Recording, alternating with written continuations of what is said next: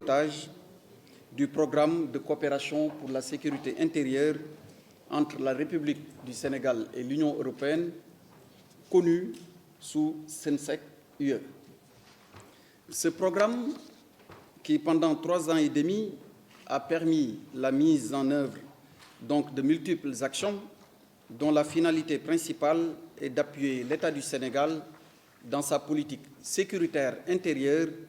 centrée globalement autour de la protection des personnes et des biens dans toutes ses dimensions. Dans un contexte mondial, régional et sous-régional marqué par la prégnance de menaces au contour du flux,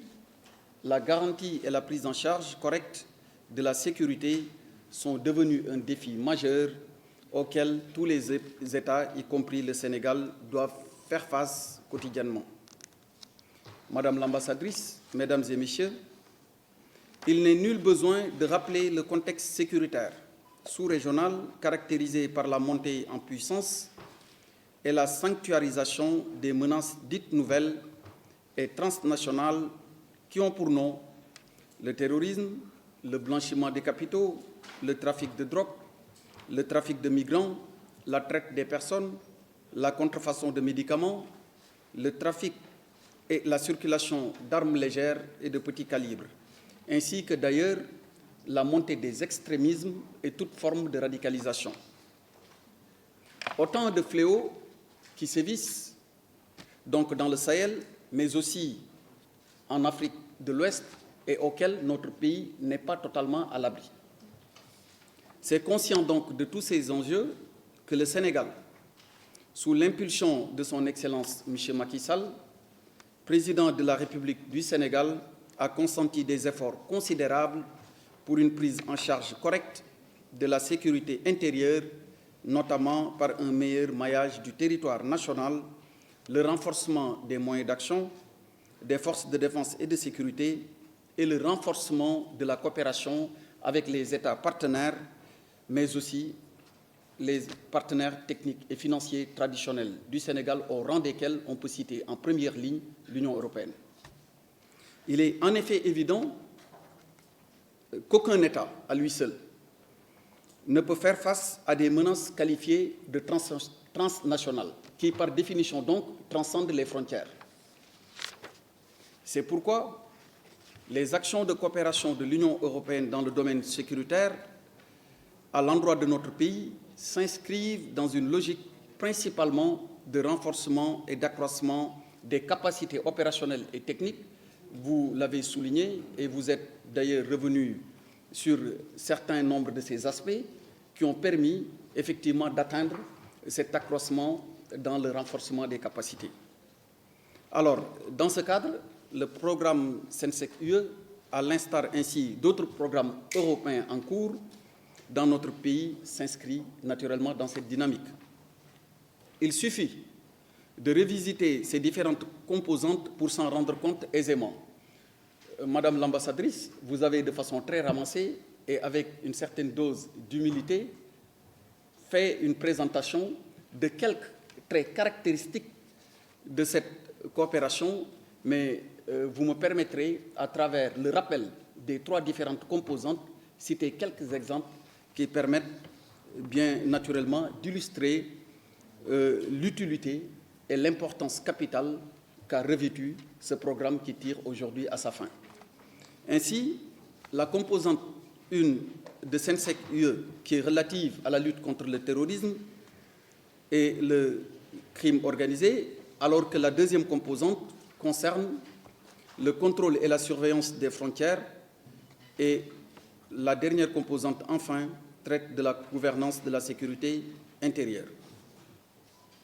Excellences, Mesdames, Messieurs, je m'en vais donc citer certaines de ces actions phares dans le cadre du projet SENSEC-UE. Vous l'avez fait, je le rappelais tantôt, et même pour ma part, en les citant, ces exemples ne seront ce sera à titre d'exemple, ils ne seront pas exhaustifs. Donc, quelques éléments que je soumettrai à votre appréciation, mais ils permettront et auront l'avantage de mettre en relief cet apport ô combien considérable dans ce que nous relevions tout à l'heure en termes de renforcement des capacités opérationnelles de nos différentes forces de défense et de sécurité. Ainsi, on a pu noter avec satisfaction que les capacités des forces de défense en sécurité les forces de défense et de sécurité en cybersécurité ont été fortement renforcées. La brigade d'intervention polyvalente a bénéficié d'équipements. Des acteurs ont été sensibilisés face à des actes terroristes, de nature terroriste. Les services d'investigation ont été appuyés à travers la création d'une brigade antiterroriste au niveau de la division des investigations criminelles. On a pu aussi relever la mise à niveau de la direction de la police technique et scientifique, sans oublier la construction du Centre national de formation en police judiciaire de la gendarmerie, dont vous rappeliez tout à l'heure l'inauguration. La composante 2, contrôle et surveillance des frontières, quant à elle, a permis la construction de postes frontières et d'antennes de la Division nationale de lutte contre le trafic de migrants et pratiques assimilées. Il y a eu aussi la mise en place de détachements ULM au profit de la gendarmerie, l'acquisition d'embarcations pour 2 détachements fluviaux maritimes de la police et des douanes, la réalisation de manuels de procédure pour les formateurs et les agents des postes frontaliers,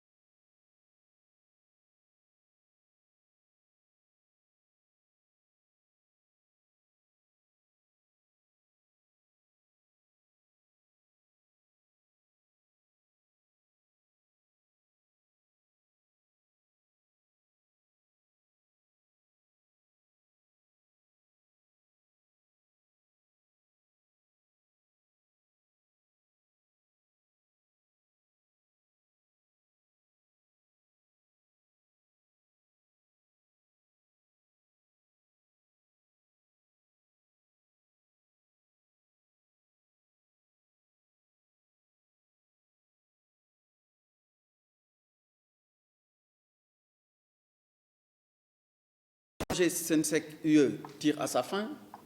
mais notre pays accueillera favorablement toute forme de coopération avec l'Union européenne. À l'instar de Sensec-UE, déjà d'autres programmes sont en cours avec des financements pour accompagner l'État du Sénégal dans la prise en charge de ces missions. Tout ceci pour dire que l'Union européenne a toujours été aux côtés du Sénégal, un partenaire donc traditionnel, dans le cadre d'une coopération bénéfique, à la fois comme partenaire technique et financier de premier plan. C'est pourquoi vous me permettrez, Excellence Madame l'ambassadrice, de saisir cette occasion pour remercier l'Union européenne au nom de Monsieur le Président de la République, Son Excellence Monsieur Macky Sall, pour le soutien que votre institution apporte à notre pays. Les mêmes remerciements vont également à l'endroit de l'équipe du projet qui a su, en dépit des difficultés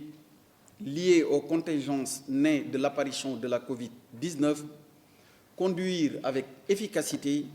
les actions en s'inscrivant dans les grandes lignes des axes d'intervention préalablement définis. Je salue également l'intervention de toutes les agences